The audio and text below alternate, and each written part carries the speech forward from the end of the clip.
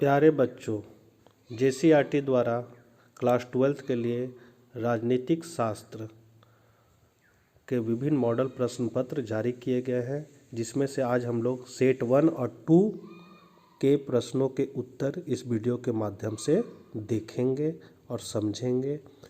तो आप लोग अपने चैनल इकोनॉमिक्स प्लस पर नए हैं तो चैनल को ज़रूर सब्सक्राइब कर लीजिए और घंटी के आइकन को दबा लीजिए, क्योंकि उसी से आपको प्रत्येक वीडियो की नोटिफिकेशन सबसे पहले प्राप्त होगी। तो चलिए आज हम लोग कुछ नया सीखते हैं।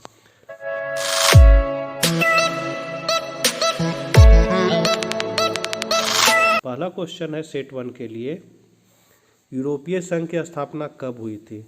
तो इसमें जो ऑप्शन दिया हुआ है वो नहीं है। 1993 में नीदरलैंड में हुआ था, तो ये सही ऑप्शन है। यहाँ पर तो ऑप्शन में नहीं है। दूसरा क्वेश्चन है, वर्तमान में कौन सा देश आसियाना का सदस्य नहीं है? तो श्रीलंका नहीं है। भारत चीन मित्रता वर्ष कब मनाया जाता है? तो 2006 को। नेशनल कॉन्फ्रेंस पार्टी किस राज्य में सक्रिय है? तो इसका आंसर हो जाएगा जम्मू कश्मीर। दक्षिण एशिया का कौन सा देश नस्लीय उग्रवाद से पीड़ित है? तो श्रीलंका। साप्टा समझौता पर किस वर्ष हस्ताक्षर हुए? तो 2004 में। विश्व में इंटरनेट की सुविधा किस देश की देन है? तो संयुक्त राज्य अमेरिका की। 2003 में अमेरिका ने किस देश पर हमला किया? इराक पर। राष्ट्रीय पंचायत किस देश का संसद है? तो नेपाल का। सोवियत संघ का विघटन कब हुआ? तो 25 दिसंबर 1991 को। एम्नेस्टी इंटरनेशनल किससे संबंधित है? तो ये है मानवाधिकार से। बर्लिन का दीवार का निर्माण किसका प्रतीक था? तो शीत युद्ध का चरमोत्कर्ष। विश्व राजनीति के दो ध्रुव कौन कौन से थे? तो है अमेरिका और सोवियत संघ। यूरोपीय आर्थिक समुदाय की स्थापना कब हुई थी? तो यहाँ ऑप्शन गलत है। सही आंसर है 25 मार्च 1957 को। स्टालिन संविधान कब लागू हुआ था? तो 1936 ईस्वी को। किस देश के प्रभुत्व से एक ध्रुवीयता कायम हुई है? तो अमेरिका। हॉटलाइन समझौता कब हुआ? तो 1963 ईस्वी में। 18वां है, ब्रेजनेव किस देश के राष्ट्रपति है? तो सोवियत संघ के। संयुक्त राज्य का व्यापार व विकास सम्मेलन कब स्थापित हुआ? तो 1964 ईस्वी को। पूर्व बनाम पश्चिम का संबंध से आशय किससे है? तो शीत युद्ध से। किस देश ने नाटो में अमेरिकी नेतृत्व का विरोध किया? तो फ्रांस। राष्ट्रपति रिंगन ने किसको दुष्ट साम्राज्य कहा? तो सोवियत संघ को। G77 का आशय दुनिया के किन देशों से है? तो विकासशील देशों से। संघाई सहयोग संगठन में कितने देश शामिल हैं?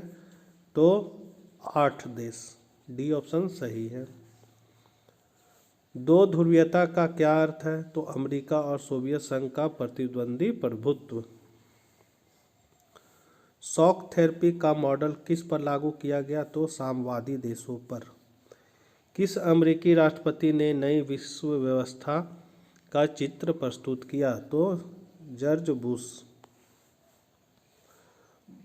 बराक ओबामा किस देश के राष्ट्रपति थे? तो अमेरिका के।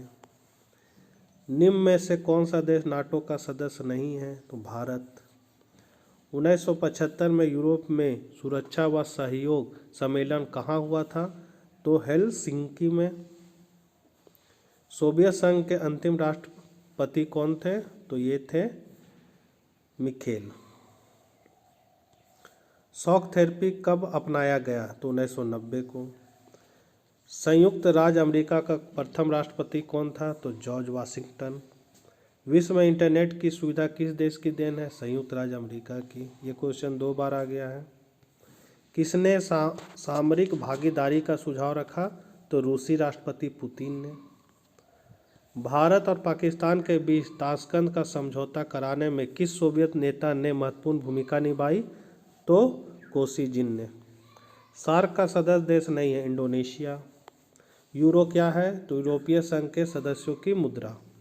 भारत और बांग्लादेश के बीच फरक्का समझौता पर हस्ताक्षर कब हुआ? तो 1996 में।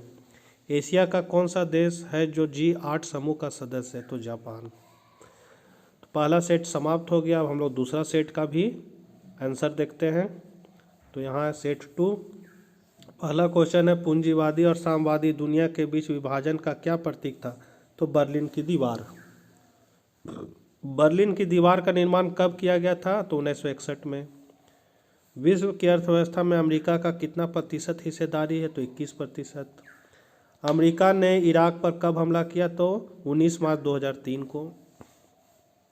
बर्लिन की दीवार जनता के द्वारा कब तोड़ा गया? 9 नवंबर 1989। कितने गणराज्य को मिलाकर सोवियत संघ बनाया गया? तो 15 गणराज्य। सोवियत संघ प्रौद्योगिकी और बुनियादी ढांचे के मामले में किस देशों की तुलना में पीछे रह गया? तो पश्चिमी देशों। संयुक्त राष्ट्र संघ के सैन्य अभियान को कौन से ऑपरेशन के नाम से जाना जाता है? तो ऑपरेशन डिजर्ट स्टॉर्म। अमेरिकी रक्षा विभाग का मुख्यालय कहाँ स्थित है? तो पेंटागन। अमेरिका ने इराक पर सैन्य हमला के लिए कौन सा उपनाम चयन किया है? तो ऑपरेशन इराकी फ्रीडम। आतंकवाद के विरुद्ध विश्वव्यापी युद्ध के अंग के रूप में अमेरिका ने कौन सा ऑपरेशन चलाया है? तो इसका हो जाएगा ऑपरेशन एंड्यूरिंग फ्रीडम। जर्मनी का एकीकरण कब हुआ था? तो यहाँ ऑप्शन गलत दिया हुआ है, 1871 में। निम्नलिखित में से किस देश ने खुले दीवार की नीति अपनाई? तो चीन ने। आसियाना को मुक्त व्यापार क्षेत्र बनाने का निर्णय कब लिया गया? तो 2003 को।